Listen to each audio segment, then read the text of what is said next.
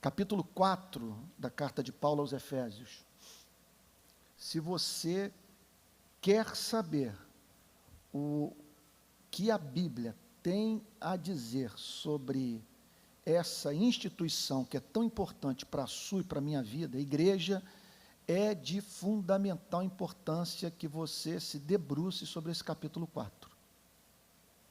É um texto central para a construção de qualquer eclesiologia, de qualquer teologia voltada para o tema igreja. Poucas passagens nos mostram a importância da igreja aos olhos de Deus, como a que nós examinamos na segunda-feira passada. Permitam-me, então, fazer uma breve recapitulação do que nós vimos, porque é um excelente preâmbulo para o que vem em seguida. Pois o que vem em seguida é a aplicação prática das doutrinas expostas a partir do versículo 1. Rogo-vos, pois eu, o prisioneiro no Senhor, que andeis de modo digno da vocação a que fostes chamados.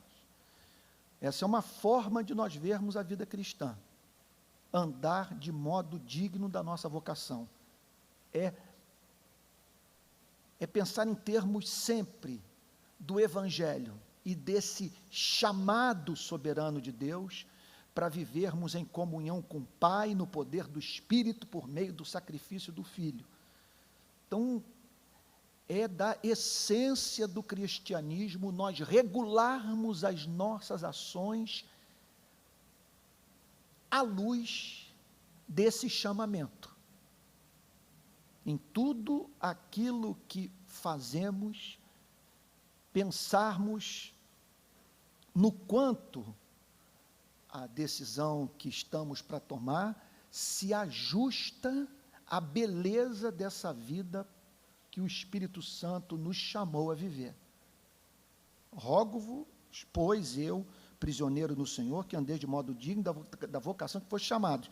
Agora, o que significa, do ponto de vista da nossa relação intramuros, da nossa relação com os irmãos na fé, viver de modo digno da nossa vocação? O que o apóstolo Paulo está dizendo é que viver de modo digno da nossa vocação significa amar os cristãos.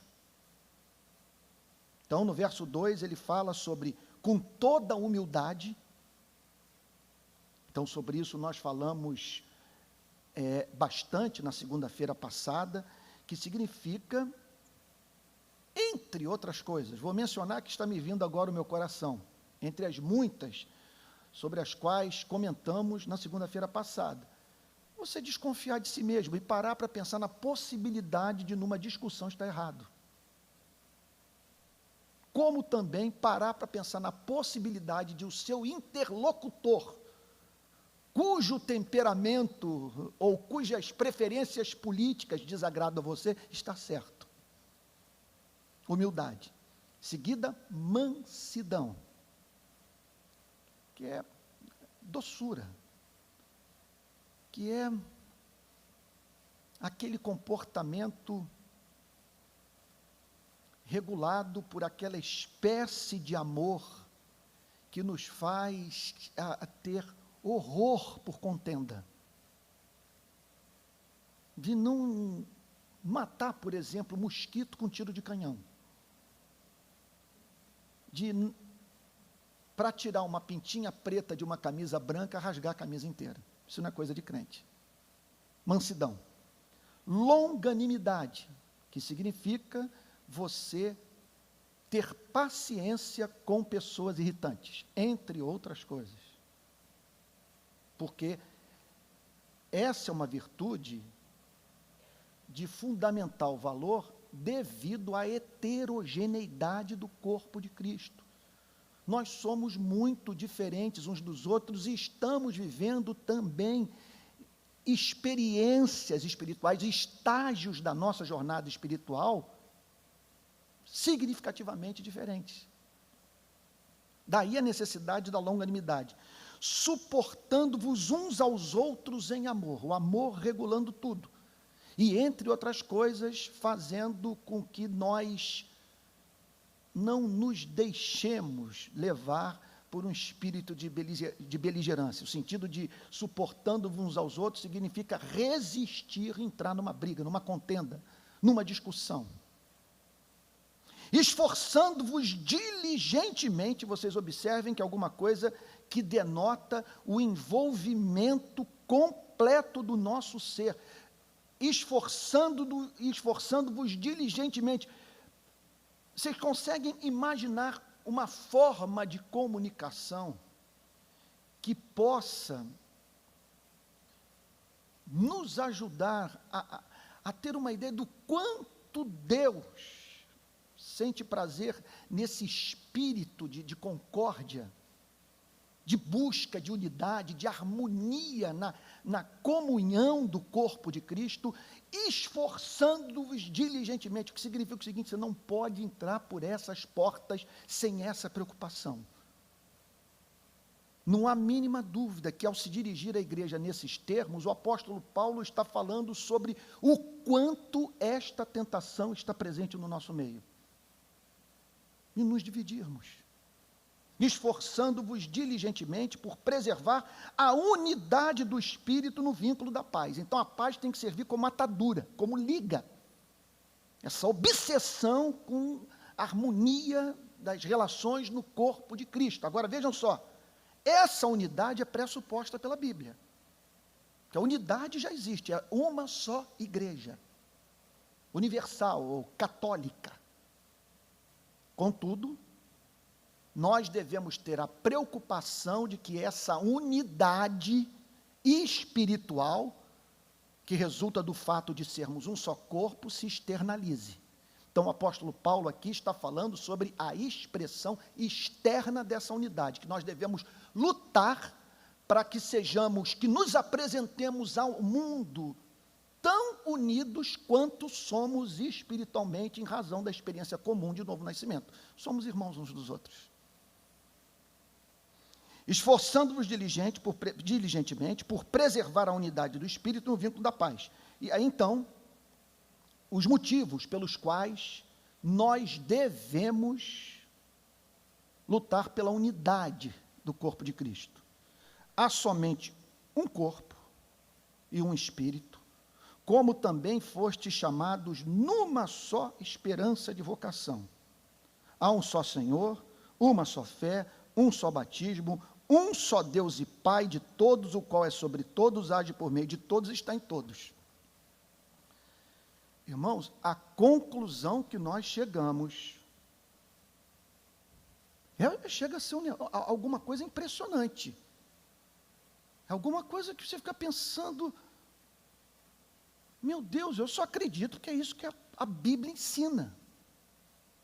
Porque o que essa passagem está dizendo é que esse povo complicado, esquisito, que muitas vezes, através do seu testemunho, nega sua fé, é objeto de um amor eterno.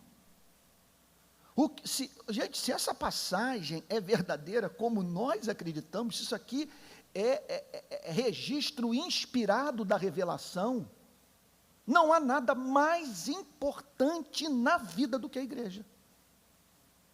Gente, eu não tenho como fugir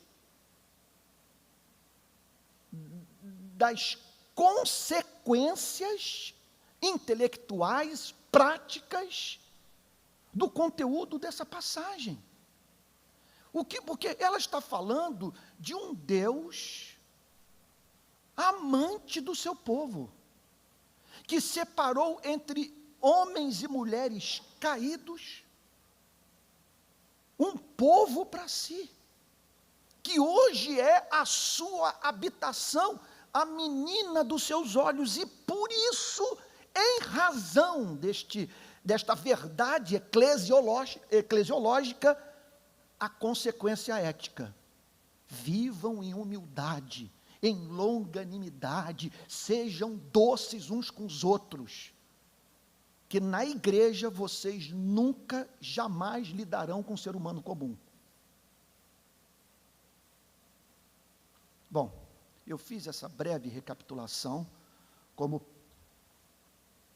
introdução a esses versos. A palavra que está me vindo é espetacular. Espetaculares. A tal ponto que hoje eu estava pensando em até o versículo 16. Só que à medida que eu estudando em casa essa passagem, eu fui tomado por tamanha convicção da sua atualidade, da sua pertinência, da necessidade de entendermos esses versículos, que eu falei, provavelmente o tratamento que eu vou dar esse final do capítulo 4 não permitirá que façamos ainda este ano a conclusão da exposição de Efésios, porque eu não tenho como avançar, não tenho como correr sobre esse capítulo, ainda mais nesses dias de tanta confusão, em que as mais diferentes definições de igreja têm sido apresentadas às pessoas, e muitos vivendo, sentindo essa crise chamada de identidade, sem saber o que fazer com ela. Tem para mim que não há vetor mais seguro para a redescoberta desta identidade no Novo Testamento do que a parte B do capítulo 4, ou a segunda divisão do capítulo 4 da carta aos Efésios. Então vamos lá. E a graça, então aqui está falando desse amor gracioso de Deus, desse amor que o leva a tratar os pecadores como se estes não tivessem cometido pecado. Esse amor que conduz Deus a tratar com benevolência os que não são dignos da sua bondade. Então o texto está dizendo que a graça foi concedida a cada um de nós. Gente, uma coisa é corolário da outra. Vocês estão entendendo o ponto? Nos versos iniciais até o 6, o apóstolo Paulo está ressaltando o amor de Deus por esta igreja. E o fato de que é um só corpo, composto por homens e mulheres que cumprem as mais diferentes missões, igualmente amados por Deus.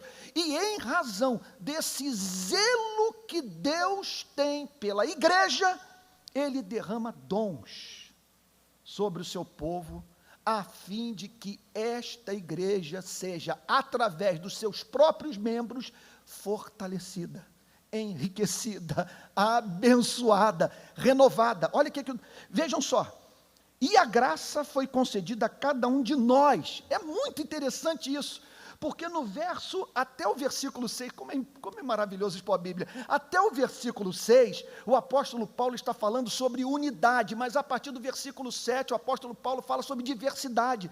Somos um, mas não somos iguais, não somos idênticos. Temos características, chamados, dons diferentes.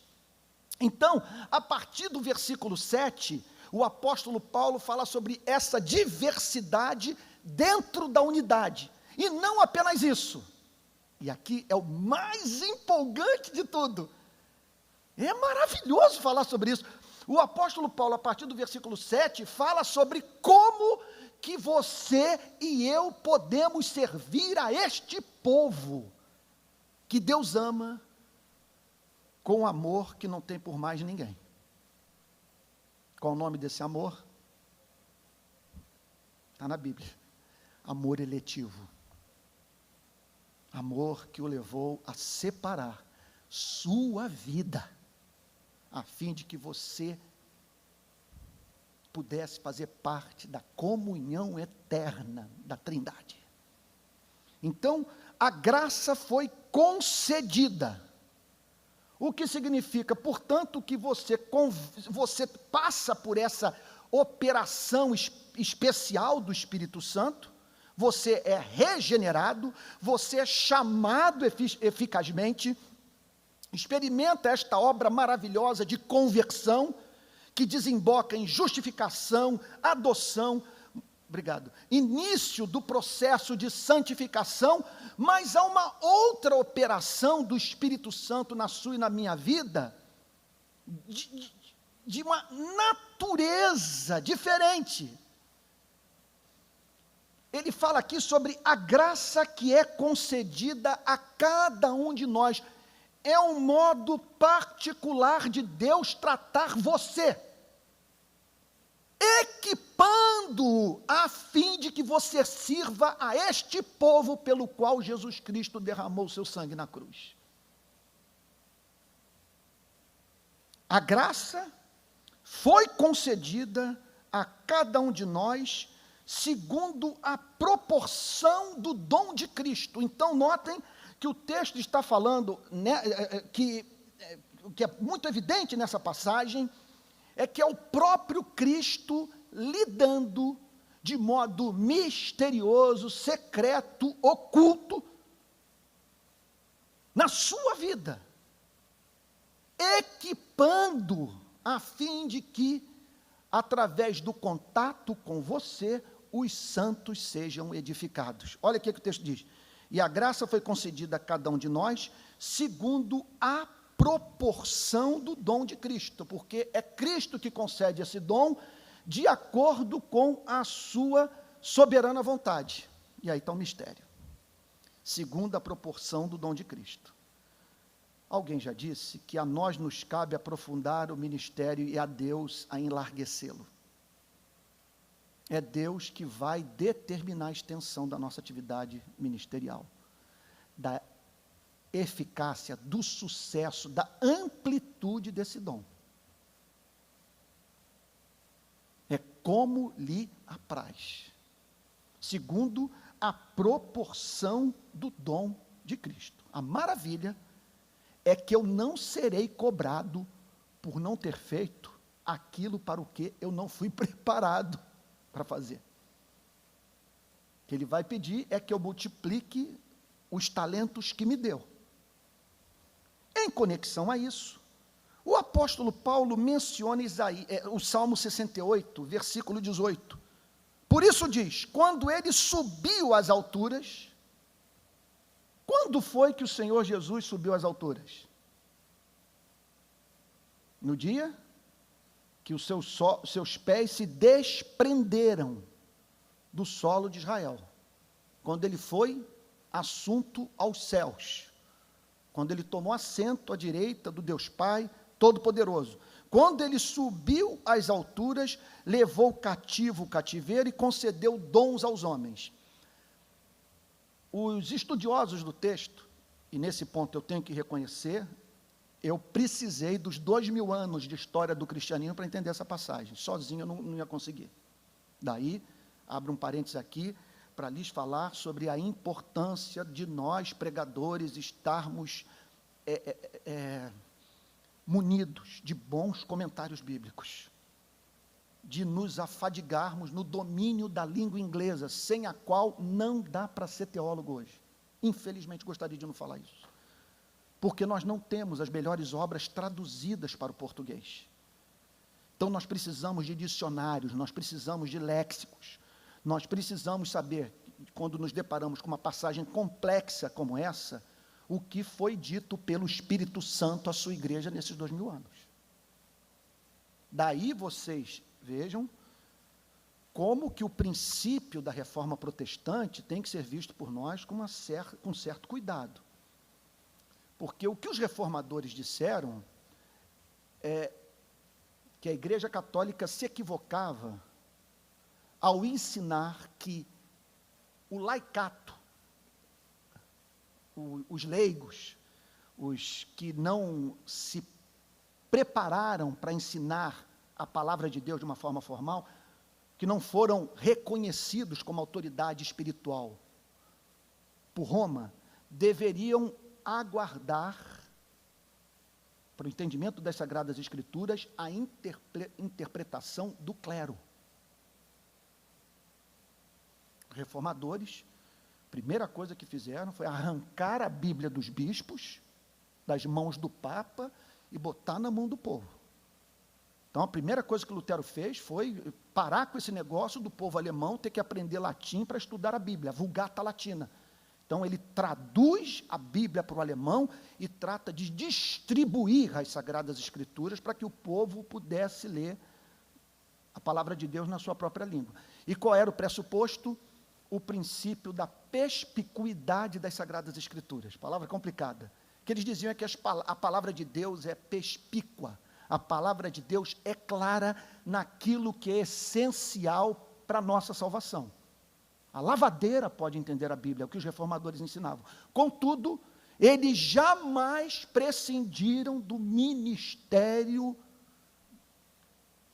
do ensino no contexto de uma igreja local.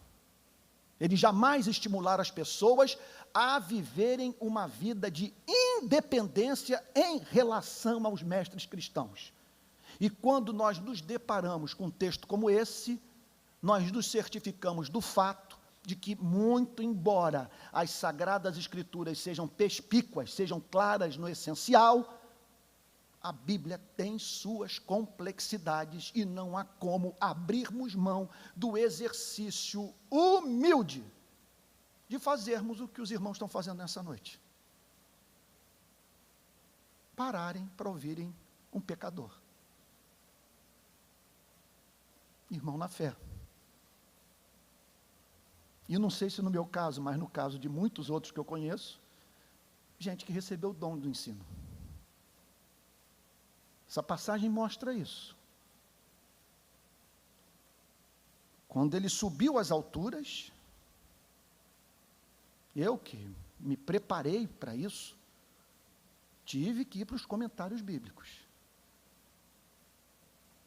E chegar a uma interpretação com base em toda uma riqueza, vamos assim chamar de hermenêutica, do texto sagrado. Quando ele subiu às alturas, levou cativo o cativeiro e concedeu dons aos homens. É uma linguagem militar.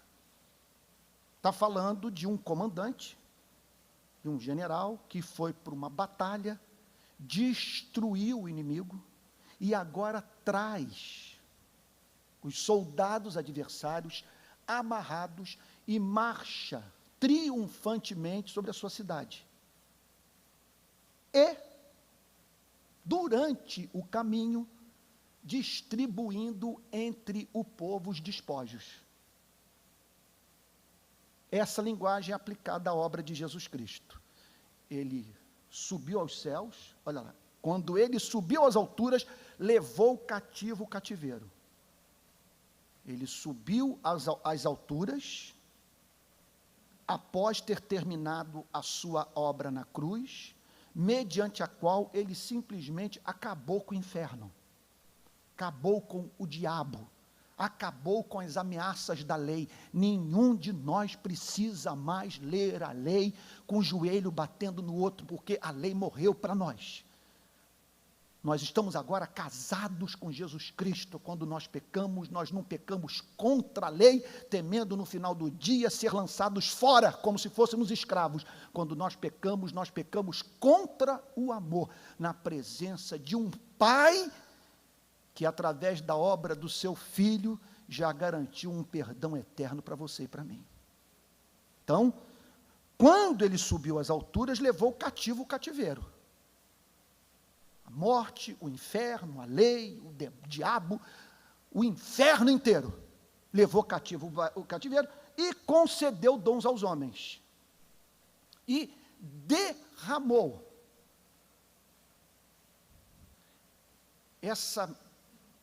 esses carismas. Gente, que coisa maravilhosa, é muito amor. Esses carismas que nos habilitam a ser úteis neste mundo caído, e que trazem, que emprestam um significado à sua e à minha vida. Ele não apenas nos salvou, Ele não apenas nos redimiu, não apenas perdoou os nossos pecados, não apenas nos selou com o Espírito Santo, Ele também nos tornou úteis. Ele transformou você e eu em membro do seu corpo, de maneira que nós cumprimos uma função toda especial na igreja. E que por meio das nossas vidas, Deus faz algo no corpo de Cristo absolutamente singular. Em razão da singularidade da operação desse dom, me perdoe repetir, na singularidade da nossa vida. Ora, que quer dizer subiu? O que significa dizer que ele subiu, senão que também havia descido até as regiões inferiores da terra? E aqui, gente, são 2000 anos de briga. Qual é o sentido desse desceu às regiões inferiores da terra? Eu vou ficar com os reformados, vou ficar com os calvinistas, que em geral, como Martin Lloyd Jones, como John Stott, entre outros, creem que essa é uma forma de falar sobre a encarnação, sobre a vinda de nosso Senhor e Salvador Jesus Cristo a este planeta. Ele desceu às regiões inferiores da terra.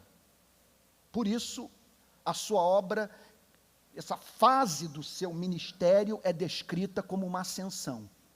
Por que uma ascensão? Porque ele desceu. Ele desceu às regiões inferiores da terra. Mas notem bem, ele não desceu às regiões inferiores da terra, veja só, para morar num palácio, para passar incólume pelas agruras dos homens. Ele desceu às regiões inferiores da terra, para ser perseguido, para ser escarnecido, para sofrer no seu e no meu lugar, para parar no madeiro, para provar da angústia do inferno. Vocês imaginem o que significou para o ser mais sensível do universo estar neste planeta. Se nós, vez ou outra, nos pegamos deprimidos com os fatos da vida, ontem um menino foi eletrocutado no Complexo do Alemão. Semana passada, 2 rapazes numa motocicleta levando um macaco hidráulico foram mortos por um policial. E aí tomamos conhecimento da morte de crianças, nesse êxodo de pessoas que estão deixando a Ásia, a África, se dirigindo para a Europa. E os problemas que nós estamos enfrentando na nossa própria nação, entre tantos outros que poderíamos mencionar.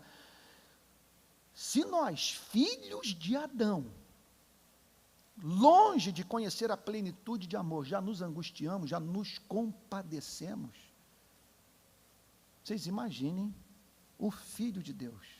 Por isso que a Bíblia diz que desceu a regiões inferiores da terra, ele desceu para chorar sobre Jerusalém.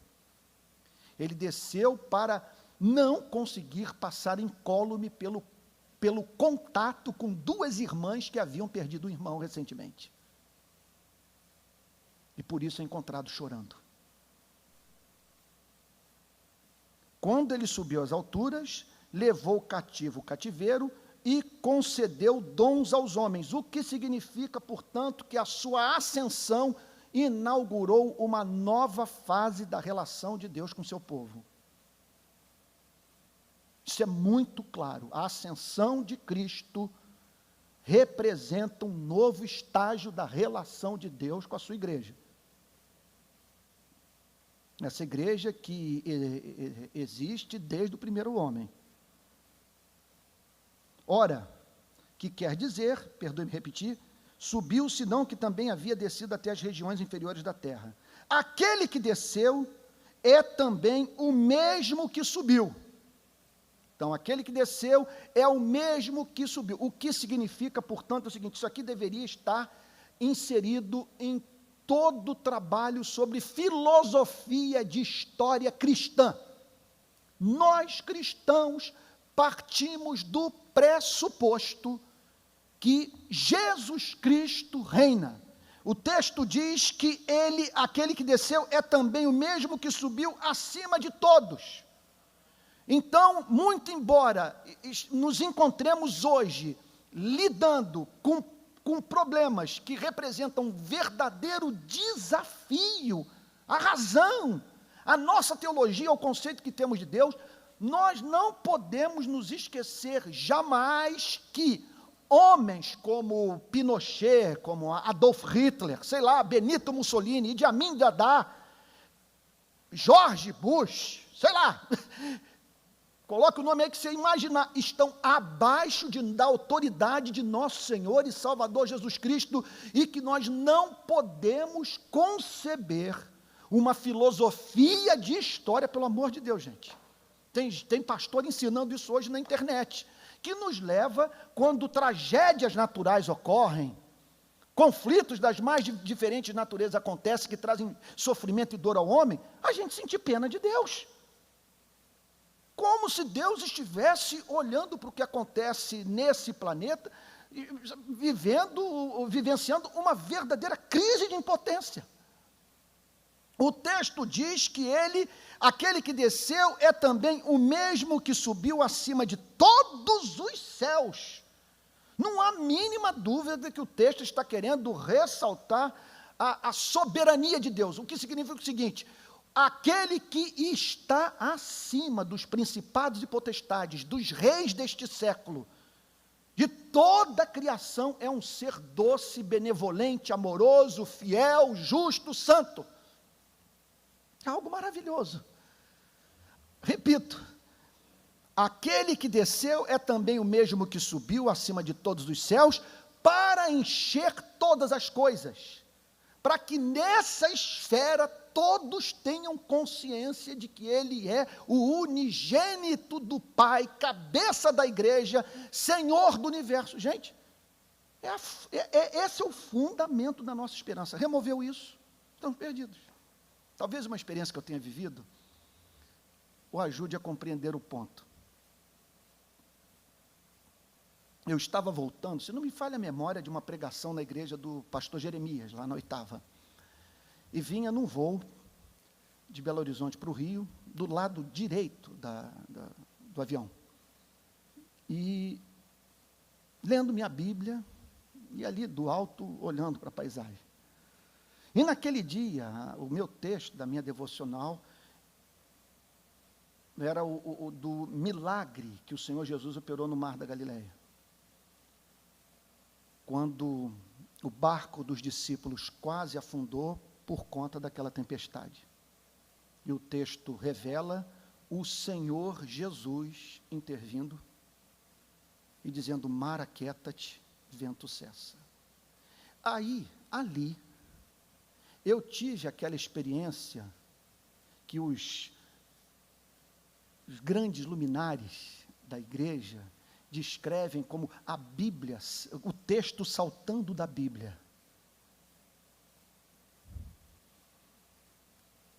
Eu comecei a ser tomado de uma alegria que não é desse mundo. Eu me lembro que ao chegar no galeão, eu estava certo que ninguém podia ali estar sentindo uma alegria maior do que a minha.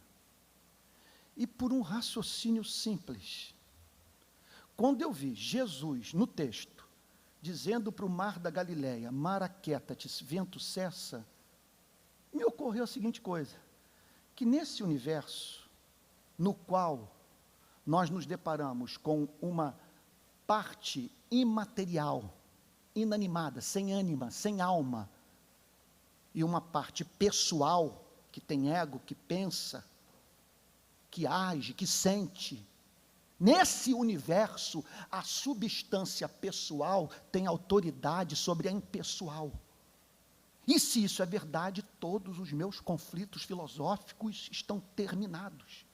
A última palavra está com a dimensão pessoal da vida, não está com os asteroides, com os cometas, com os buracos negros.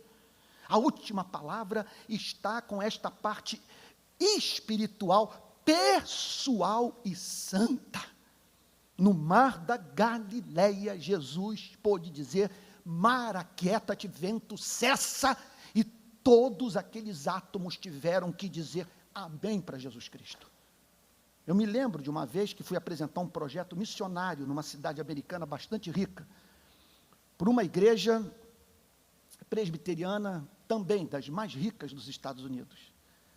e havia sido convidado pelo pastor, que me pareceu me dar a esperança que poderia investir naquele período, o período dos humildes começos, no meu ministério. E eu saí do seu gabinete com um não inesquecível. Simplesmente, após a nossa conversa, ele tentou me ensinar a como ganhar dinheiro, como fazer empresários investirem nos meus projetos. Eu entrei no meu carro e eu me lembro que eu tinha que sair daquela cidade, Boca Raton, e me dirigir, por algum motivo, que eu não me lembro, para Orlando. Mas era tarde, o sol estava se pondo, e foi um entardecer inesquecível.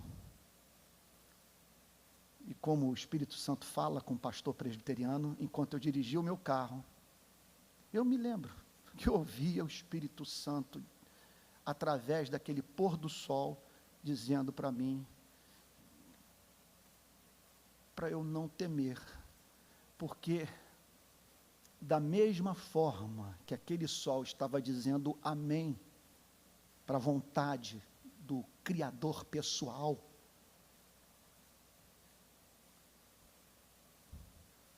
tudo o que diz respeito, o que dizia respeito ao meu ministério, estava sob os cuidados e o governo soberano do mesmo Deus. Então, essa é uma passagem da qual nós podemos auferir grande consolação para o nosso coração. Ora, o que quer dizer que subiu, senão que também havia descido até as regiões inferiores da terra? Aquele que desceu é também o mesmo que subiu acima de todos os céus, para encher todas as coisas. E aí, então, desta posição de autoridade, nós podemos ser levados a acreditar que o nosso Deus está exclusivamente preocupado com o que acontece no Palácio de Buckingham, ou no Champs-Élysées, ou na Casa Branca, ou na sede da ONU em Nova York. O texto, isso é surpreendente, especialmente nesses dias em que nós menosprezamos em demasia a igreja. O texto diz que dessa posição de autoridade, quer dizer, acima dos céus, à direita do Pai, dali, ele revela especial preocupação com a igreja. Olha o que o texto diz. Vejam só, ele mesmo, me permitam repetir aqui o versículo 10. Aquele que desceu é também o mesmo que subiu, acima de todos os céus, para encher todas as coisas. Pleno governo, controle absoluto sobre o curso da história. Por isso que a Bíblia diz, a porta que ele fecha ninguém abre, a porta que ele abre ninguém fecha, agindo eu, quem impedirá? Seja bendito o nome de Deus, de eternidade a eternidade, porque dele é a sabedoria e o poder, é ele quem muda os tempos, é ele quem muda as estações, remove reis, estabelece reis, dá sabedoria aos sábios e entendimento aos entendidos. Agora, acontece que não é só isso. O texto diz que dali ele revela uma especial preocupação com a igreja, mas notem bem, há um foco nessa preocupação. Ele mesmo concedeu uns para apóstolos, outros para profetas, outros para evangelistas e outros para pastores e mestres. É quase, gente, é uma coisa assim, é de trazer um sentido para a nossa vida, para a vida do querido Ivar, que desde que eu me converti, eu vejo o Ivar ensinando a Bíblia na igreja. Desde que me converti, vejo o Theo comprometido com a igreja, servindo a igreja, a mesma coisa, Liane engajada na obra missionária, o querido Josué compondo suas canções. Qual é o sentido disso tudo? É que a Bíblia afirma que dos céus Deus pega homens como esses que eu descrevi e os capacita para servirem a esse povo que Deus ama. O texto está dizendo, então, ele mesmo concedeu. Então, observem aqui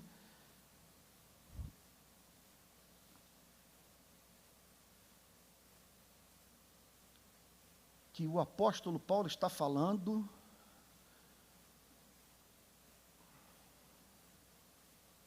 de algo, ou sobre algo, meu Deus, que a igreja deve lidar com especial cuidado. Porque Ele é quem concede, Ele é quem chama, Ele é quem capacita. O maior erro que nós podemos cometer numa hora como essa, é pegar um professor universitário recém-convertido, ou um grande empresário, ou alguém que se destaca na sua profissão, e de modo assodado o ordenarmos, o alçarmos a um ministério de ensino, ou então julgarmos que pelo fato do sujeito ser muito comunicativo, é óbvio que é um evangelista, ou de porque temos alguma necessidade qualquer na igreja, forçarmos uma pessoa a assumir um cargo para o qual não foi vocacionada. O texto está dizendo o seguinte: Ele mesmo concedeu, é Ele quem o faz. Então notem, a tarefa da igreja é reconhecer o chamado. Porque Ele que concede, e se Ele concede, esse dom se tornará visível. É o que acontece na maioria dos casos. E quando a igreja resiste, como resistiu a John Wesley, como os anglicanos resistiram a George Whitefield, não tem jeito. O ser é irreprimível e, portanto, o que já é realidade na vida de um homem vai vazar. Ele concedeu uns para apóstolos. Por que, em primeiro lugar, apóstolos? Não há mínima dúvida que o apóstolo Paulo põe em primeiro lugar nessa lista os apóstolos, porque todos nós dependemos do que esses homens ensinaram. Porque ele se constitui no fundamento da igreja. E nesse sentido, o apóstolo Paulo está falando sobre um dom que não mais existe. Porque para você ser um apóstolo, era necessário que tivesse, ou que a sua vida atendesse a 3 prerrogativas apostólicas: ter sido pessoalmente comissionado por Cristo, ter visto Jesus Cristo ressurreto e ter as credenciais do apostolado, o poder para operar sinais e maravilhas, sobre o qual o apóstolo Paulo fala na segunda epístola aos Coríntios, no capítulo 12, versículo 12. Pois as credenciais do apostolado foram apresentadas no meio de vós, por toda persistência, por sinais, prodígios e poderes miraculosos. Para você ser apóstolo, você tem que ter credencial. Não tem jeito. Tem que ter a credencial.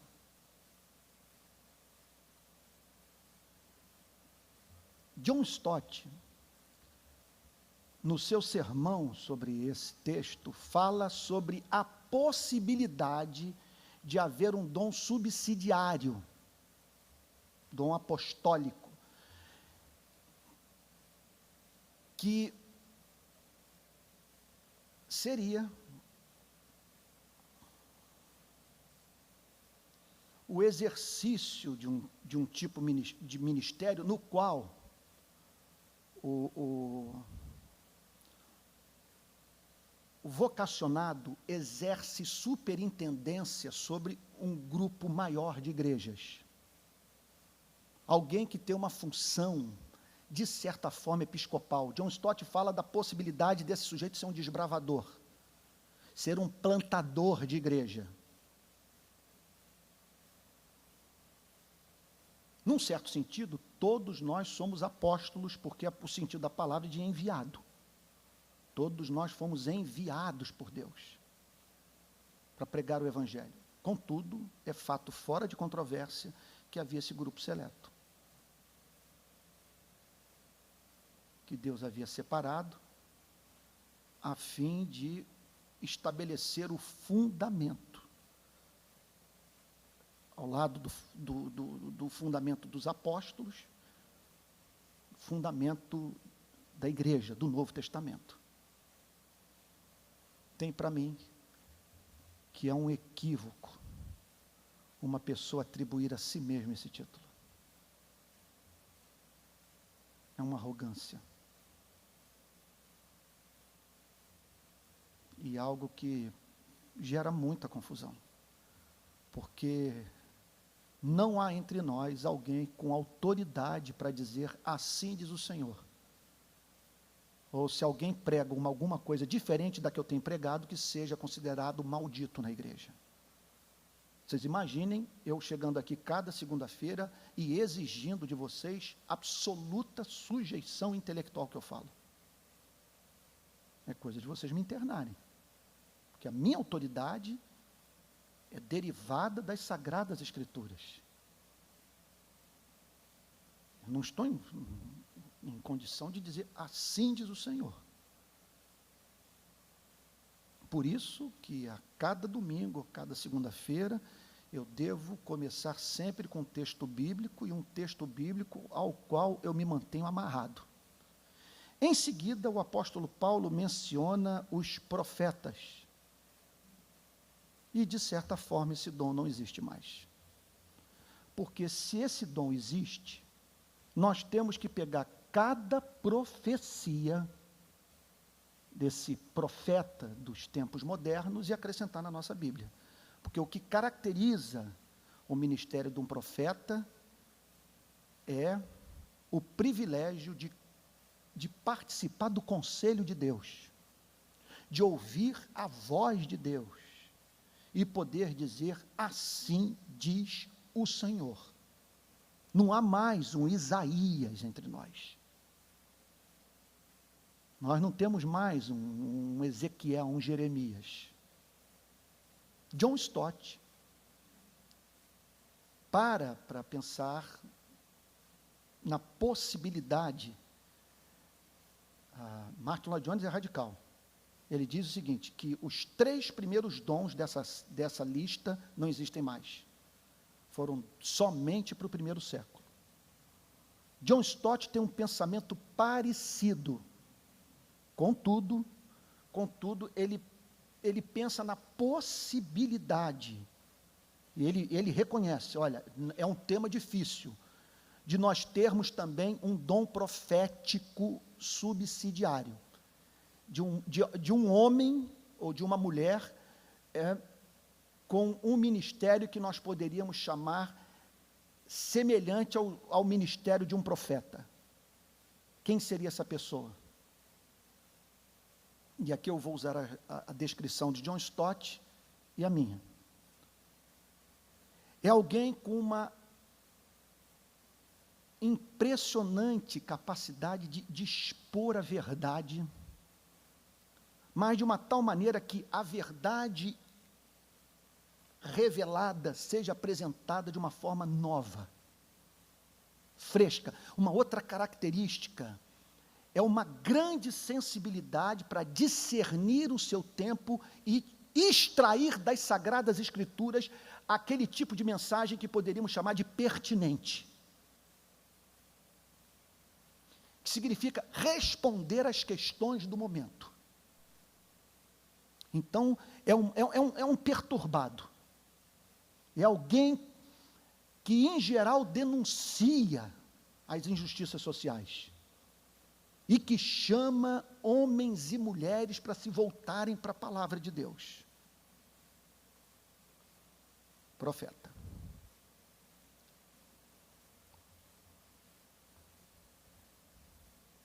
Em seguida, o apóstolo Paulo menciona o dom de evangelista. É interessante a interpretação de Martin Lloyd Jones. Ele acredita que o evangelista era um enviado dos apóstolos, com uma capacidade toda especial de ensinar o evangelho, e que esse dom teria cessado. John Stott fala sobre a possibilidade, na verdade é isso que ele crê, de esse dom ser próprio de pessoas que revelam grande graça para comunicar o evangelho e levar pessoas a Cristo. É um dom que pode, por exemplo, fazer com que uma pessoa consiga expor para uma grande audiência o Evangelho, de modo a levar homens e mulheres a uma experiência de conversão. É bem verdade, portanto, que todos nós somos chamados por Deus para pregar o Evangelho. Contudo, na vida de alguns irmãos nossos, esse dom, ele ganha proeminência. Essa gente sofre de uma compulsão, aquela coisa espetacular da vida do pregador americano, do sapateiro, pastor Moody. Aquele pacto, por exemplo, de não passar um dia sequer sem pregar o Evangelho para uma pessoa. Então, esse dom presente no ministério de Billy Graham, algo impressionante. Outro dia entrei no YouTube e as pregações de Billy Graham no estádio de Wembley e no Madison Square Garden. Gente, o Evangelho puro, pregado com impressionante simplicidade, e cujos efeitos se fizeram sentidos na vida de milhões de pessoas. Dom de evangelista. Em seguida, o apóstolo Paulo fala sobre os pastores. É interessante, pastores e mestres. Há estudiosos do texto que entendem que o apóstolo Paulo está falando sobre uma mesma pessoa. Martin Lloyd Jones é de um ponto de vista diferente, igualmente a John Stott.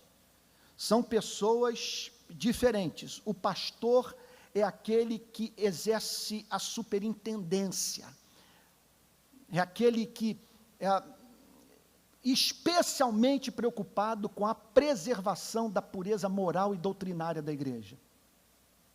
Seria o que ministra os sacramentos, da ceia do Senhor, do batismo.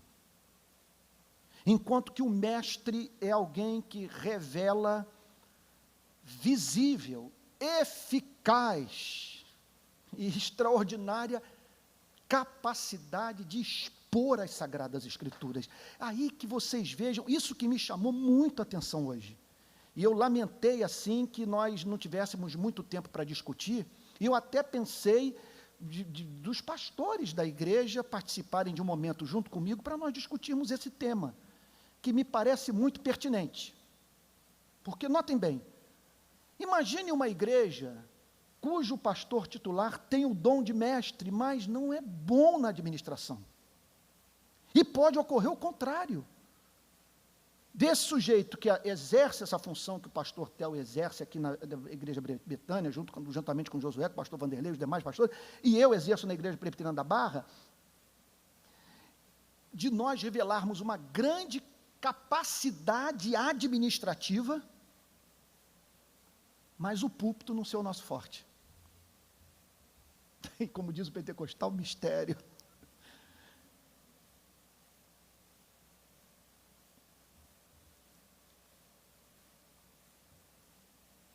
Outra questão, altamente polêmica,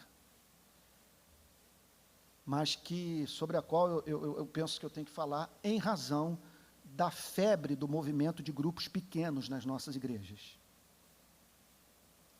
Olhando hoje à tarde essa passagem, ficou muito claro para mim, presta atenção, a gente pode até, no tempo de perguntas e respostas, discutir esse tema, e eu vou parar nesse versículo, não vou prosseguir nele.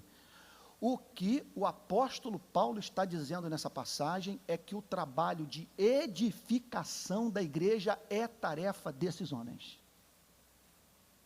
Nesse sentido, é um perigo deixarmos bebês recém-nascidos cuidando de bebês.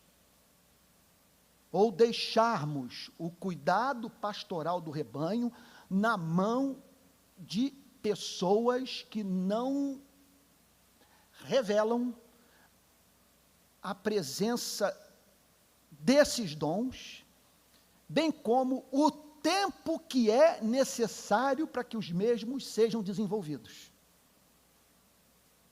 Então, a grande questão é a seguinte, é uma questão com a qual estou me debatendo.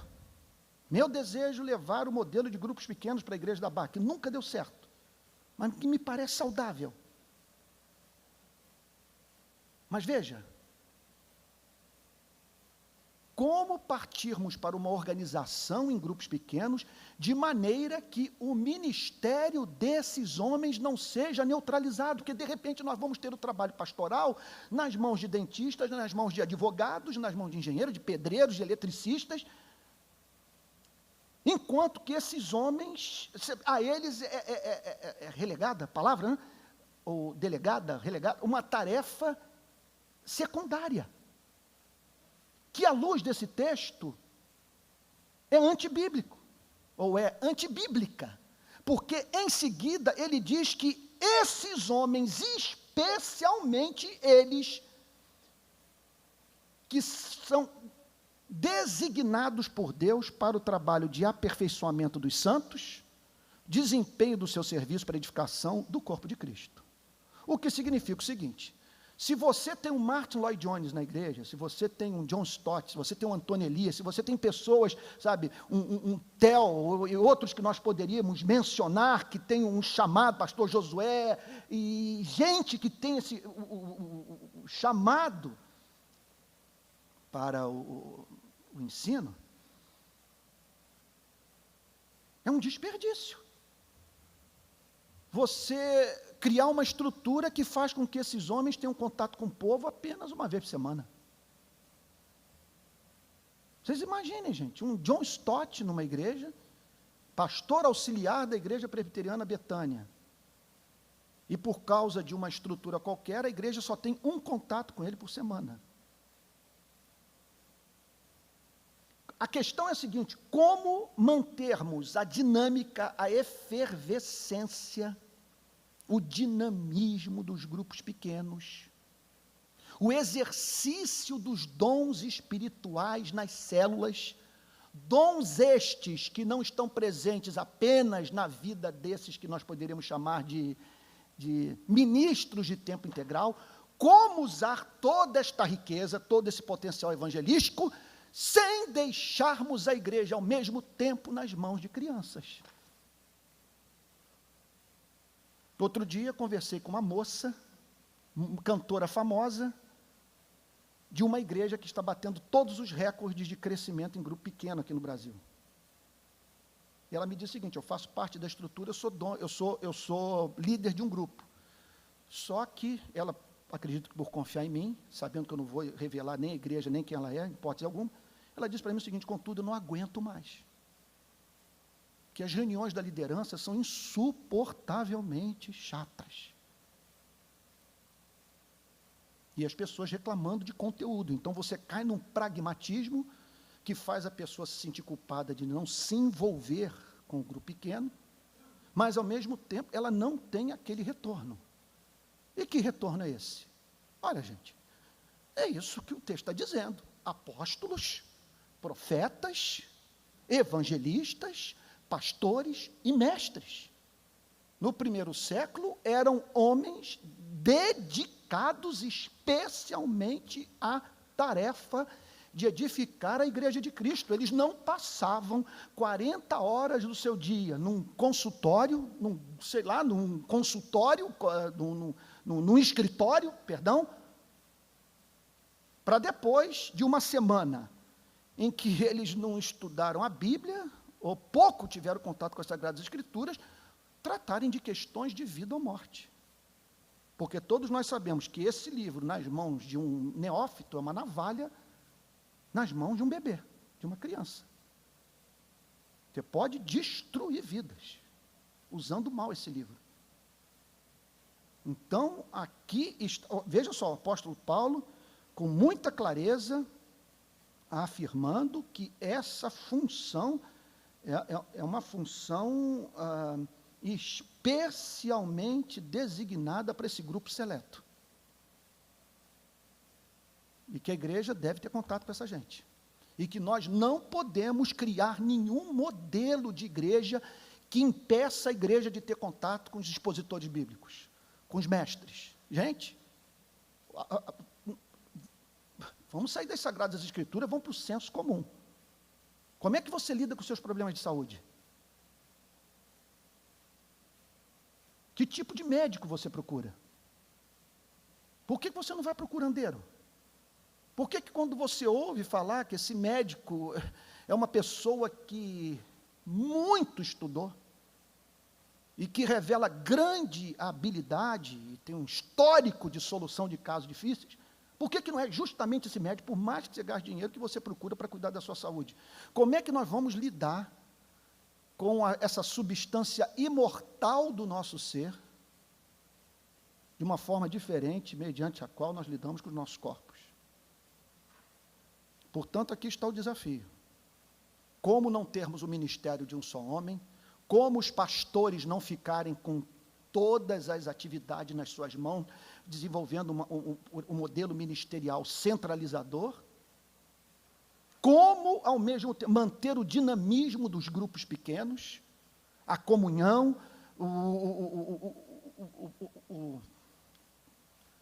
a ajuda mútua, e, ao mesmo tempo, a igreja não prescindir desses homens que se encontram em condição de pegar uma epístola do Novo Testamento e fazer uma exposição que edifique a igreja, que trate das suas complexidades e que alimente o povo de Deus. Muito nós teríamos que falar sobre esse tema, sobre a função desses homens. Observem que são ministros da palavra. A principal forma de edificação é a pregação. É uma tragédia quando a igreja apresenta uma agenda para esses homens que os impede de ter contato com as Sagradas Escrituras, de ler bons livros, de preparar os seus sermões, quando eles chegam no domingo completamente despreparados, porque um número infindável de crentes os ameaçou ao longo da semana, sugerindo que sairiam da igreja se o pastor não fosse no seu aniversário, não participasse de uma cerimônia ou outra, sei lá, sabe? Isso tem sido um câncer nas nossas igrejas. E o produto final disso é o próprio pregador, depois de submeter essa agenda imposta pela igreja, ser lançado fora pela mesma igreja, por dizer que não suporta mais os seus sermões. Então vejam também, Martin Lloyd Jones ressalta isso na pregação sobre esse versículo, como que os bancos não podem dominar o púlpito, que esse homem tem que ser livre para expor as Sagradas Escrituras.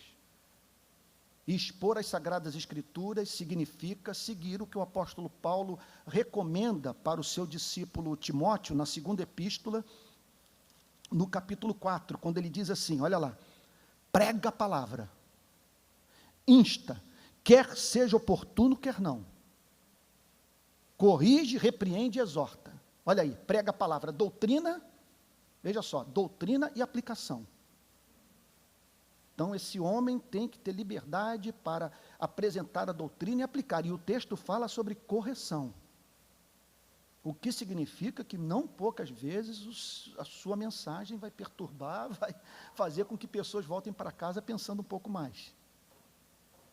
Então, vejam a importância de nós reconhecermos esses dons. Nem sempre o mestre tem dons administrativos. Se você observa que na sua igreja, o pastor é um grande expositor bíblico, mas é um caos em administração, e aqui eu estou apresentando, vamos assim dizer, uma mensagem autobiográfica, você tem que arrumar um administrador para essa igreja.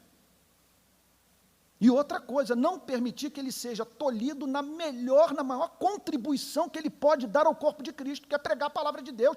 Pelo amor de Deus, esse homem não pode se preocupar com o estacionamento, com a cor da tinta, ou se pagou, não pagou IPTU.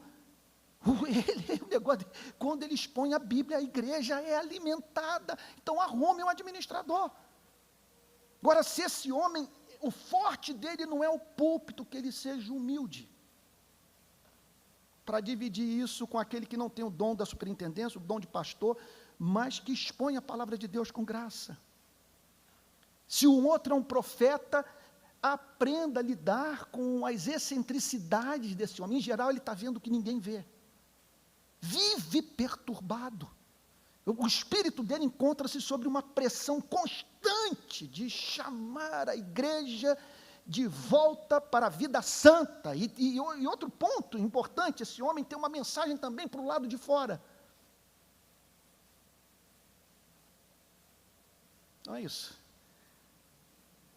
Apóstolos, profetas, evangelistas, pastores e mestres. Por que esses homens existem?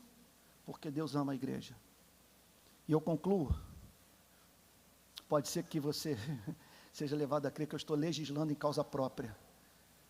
Mas, amigo, se você pertence a uma igreja cujo pastor vive em retidão, expõe com graça a Bíblia, isso é uma grande expressão de amor de Deus por você. Milhões não têm esse privilégio. E cuide desse homem. E o trate com amor. Não aceite acusação contra ele que não tenha mais de 2 testemunhas. Como diz Calvino comentando esse versículo, porque esse homem está incomodando o inferno, ele incomoda os pecadores, e é natural que pessoas se levantem para falar contra ele.